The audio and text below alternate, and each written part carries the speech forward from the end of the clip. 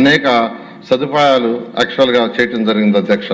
అదేవిధంగా iconic buildings కట్టాలనే ఉద్దేశంతో ప్రపంచంలో ఇందులో 350 కిలోమీటర్ల ట్రంక్ రోడ్స్, 1500 కిలోమీటర్ల లేఅవుట్స్ రోడ్స్. అయితే ఈ యొక్క ఏదైతే ఇక్కడ మనం లేఅవుట్స్ రోడ్స్ వేస్తున్నామో అవి ఇంటర్నేషనల్ స్టాండర్డ్లో ఉండాలని గవర్నర్ ముఖ్యమంత్రి గారు చెప్పటం, దాంతో యూజీడీ టోటల్ సిటీకి 217 చదరపు కిలోమీటర్లకి UGD, water lines, electrical ducts, భూమి లోపల ఎలక్ట్రికల్ లైన్స్ ఉండాలి, ఓపెన్గా ఉండకూడదని గవర్నర్ ముఖ్యమంత్రి గారు ఇచ్చిన డైరెక్షన్తో చేయడం జరిగింది అధ్యక్ష. అదేవిధంగా ఐసీటీ లైన్స్ కూడా భూమి లోపల వేయటం జరిగింది. ఫుట్పాత్లు, సైకిల్ పాత్లు, అదేవిధంగా బీఆర్టీఎస్ రోడ్లు, ఇవన్నీ యాక్చువల్గా ఇవన్నీ డిజైన్ చేయడం జరిగింది అధ్యక్ష. అదేవిధంగా అడ్మినిస్ట్రేటివ్ కోసంగా 5 ఐకానిక్ బిల్డింగ్స్ని 40 అంతస్తులు, 45 అంతస్తులు లోపల వేయటం జరిగింది. ఫుట్పాత్లు, సైకిల్ పాత్లు, అదేవిధంగా బీఆర్టీఎస్ రోడ్లు, ఇవన్నీ యాక్చువల్గా ఇవన్నీ డిజైన్ చేయడం జరిగింది అధ్యక్ష.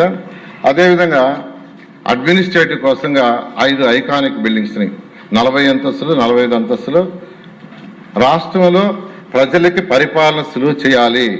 ఎవరైనా పనుండి ఒక మంత్రి దగ్గరికి వస్తే మళ్ళీ ఒక దగ్గర మంత్రి గారు ఉంటే వారిని కలవటం, సెక్రటరీ ఇంకో దగ్గర ఉంటే కలవటం, హెచ్ఓడి ఇంకో దగ్గర ఉంటే కలవటం, ఇదంతా ఇబ్బంది అవుతుంది.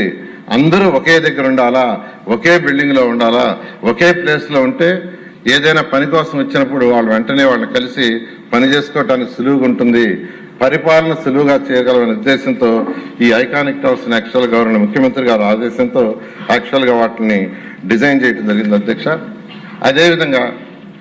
అదేవిధంగా న్యాయమూర్తులకు, మంత్రులకు, సెక్రటరీలకు, తర్వాత బంగాళాలు, ఆల్ ఇండియా ఆఫీసర్స్, ఎమ్మెల్యేలు, ఎమ్మెల్సీలకు, గెజిటెడ్, నాన్ గెజిటెడ్ ఆఫీసర్లకి అందరికి కూడా అపార్ట్మెంట్లు అన్నీ కలిపి 4026 నివాసాలకు టెండర్లు పిలవటం జరిగింది అధ్యక్ష. వీటన్నిటినీ గౌరవనీయ భారత ప్రధాని గారి యొక్క చేతుల మీద యాక్చువల్గా శంకుస్థాపన చేయటం జరిగింది అధ్యక్ష. అయితే అధ్యక్ష 2019లో ప్రభుత్వం మారిన తర్వాత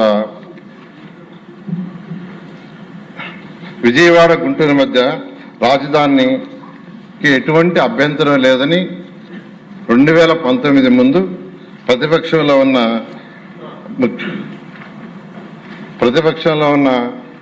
14-19లో ఉన్న జగన్మోహన్ రెడ్డి గారు అసెంబ్లీ సాక్షిగా అమరావతిని ఇక్కడే ఒప్పుకుంటామని, రాజధాని ఇక్కడే అని 30,000 ఎకరాలు కావాలని చెప్పిన గత ముఖ్యమంత్రి ప్రభుత్వం మారంగానే మాట మార్చేసి బోస్టన్ మరియు జిఎన్ రావు కమిటీలు వేసి రాజధాని విధానాన్ని 3 రాజధాని విధానాన్ని పైకి తీసుకొచ్చి 3 ముక్కలు ఆడటం మొదలుపెట్టాడు అధ్యక్ష.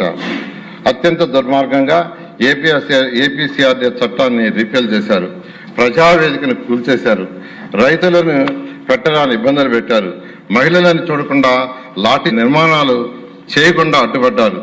పైగా మాట మార్చి సీఎం ఎక్కడ కూర్చుంటే అక్కడే రాజధాని పగల్బాలు పలికారు. ఈ విధంగా రోజుకొక్కొక్క మాట చెప్తూ ప్రజల్ని భయభ్రాంతులు చేసి అమరావతి రాజధాని మొత్తాన్ని నిర్మాణం చేశారు అధ్యక్ష. అయితే అధ్యక్ష ఎన్డీఏ ప్రభుత్వం వచ్చే ముందు గవర్నర్ ముఖ్యమంత్రి గారు చాలా క్లియర్గా ప్రభుత్వం రాగానే రాజధానిని అమరావతిలో నిర్మిస్తానని చెప్పటం, అయితే 2024లో ప్రభుత్వం రాగానే గవర్నర్ ముఖ్యమంత్రి గారు వెంటనే రాజధాని నిర్మాణించని ఆదేశించడం జరిగింది అధ్యక్ష. అయితే గత ప్రభుత్వం చేసిన అనేక అవకతవకలు, దుర్మార్గాల వల్ల 2014-19లో వెంటనే రాజధాని కట్టడానికి అనేక సమస్యలు ఎదురైంది అధ్యక్ష. అదేంటంటే 2014-19లో ఏ కాంట్రాక్టర్లు అయితే ఇక్కడ కన్స్ట్రక్షన్స్ స్టార్ట్ చేసి వాళ్ళకి డబ్బులు ఇవ్వలేదు అధ్యక్ష. వాళ్ళు కాంట్రాక్ట్ని క్యాన్సిల్ చేసి మా బ్యాంకు ఏదైతే గ్యారంటీలు ఇచ్చామో వాటిని వెనక్కిస్తే మేము వేరే వర్క్ చేసుకుంటామంటే అవి కూడా ఇవ్వలేదు అధ్యక్ష. వాళ్ళది ఏదైతే ఇక్కడ మెటీరియల్ ఉందో అవి తీసుకుపోతామన్నా తీసుకుపోలేదు అధ్యక్ష. ఎంత మెటీరియల్గా దొంగతనం జరిగినా చూసి చూడనట్టు వదిలేస్తూ ఇలా అనేక ఇబ్బందులు చేస్తే వాళ్ళందరూ ఈ ప్రభుత్వం వచ్చిన తర్వాత మా సమస్యలను ఫస్ట్ మీరు డిస్కస్ చేసి మాకు ఇబ్బందులు చేసి మీరు మళ్ళా టెండర్లు పిలవమంటే కమిటీలు వేసి, టెక్నికల్ కమిటీలు వేసి వాళ్ళ సమస్యలన్నింటినీ అనేక దఫాలు డిస్కస్ చేసి మళ్ళా ఎవరు కూడా కోర్టులకు వాటికి పోకుండా అథారిటీలో పెట్టి మళ్ళా క్యాబినెట్లో పెట్టి సొల్యూషన్ చేసి అధ్యక్ష అది అయిన తర్వాత మళ్ళా యాక్చువల్గా టెండర్లకి ముందుకు పోవడం జరిగింది అధ్యక్ష. అయితే టెండర్లకు ముందుకు పోయే ముందు ఏదైతే అంతకు ముందు చేసిన వర్క్స్ వాటి స్టాండర్డ్ కరెక్ట్గా ఉందా లేదనే దానికోసం ఐఐటి చెన్నై, ఐఐటి హైదరాబాద్ వాళ్ళకి ఇచ్చి వాటి నాణ్యతని పరిశీలించి రిపోర్ట్ ఇవ్వమంటే వాళ్ళకి కొంత టైం తీసుకొని వాటి నాణ్యతని పరిశీలించి పాజిటివ్గానే రిపోర్ట్ ఇచ్చారు. అయితే వర్క్లు స్టార్ట్ చేస్తుంటే మళ్ళా జగన్మోహన్ రెడ్డి గారు మళ్ళా విష ప్రచారం మొదలుపెట్టారు అధ్యక్ష.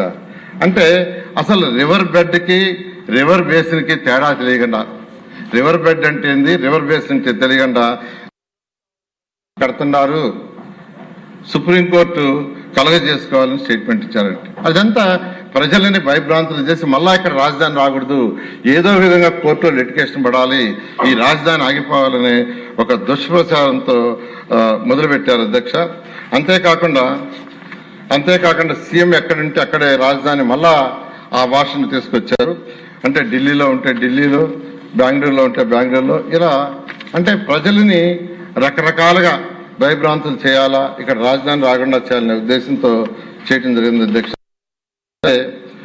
కానీ రైతులు ఏ రైతులైతే ల్యాండ్ పుల్లింగ్కి ల్యాండ్ ఇచ్చారో ఆ రైతులు గౌరవనీయ ముఖ్యమంత్రి గారిని కలిసి, సార్ దీనికి ఒక శాశ్వత పరిష్కారం చేయండి, రోజుకు ఒక్కొక్క స్టేట్మెంట్ ఇస్తున్నారు, అందువల్ల చట్టంలోనే ఏదైతే 2014 చట్టంలోనే సవరణ చేయించి ఇది శాశ్వత రాజధాని ఉండేటట్టుగా చేయమని గౌరవనీయ ముఖ్యమంత్రి గారు రైతు సోదరులందరూ కలిసి మాట్లాడటం, సీఎం గారు కేంద్రంతో ప్రైమ్ మినిస్టర్ వాళ్ళతో మాట్లాడి ఇన్ ప్రిన్సిపల్ యాక్చువల్గా వాళ్ళు యాక్సెప్ట్ చేశారని తెలిసింది. అయితే దీనికి సంబంధించి మన శాసనసభ సవరణలు చేయాల్సింది, దానికి గౌరవనీయ ముఖ్యమంత్రి గారు ప్రవేశపెట్టిన తీర్మానం ఏదైతే ఉందో నేను దాన్ని ఆమోదిస్తున్నాను అధ్యక్ష.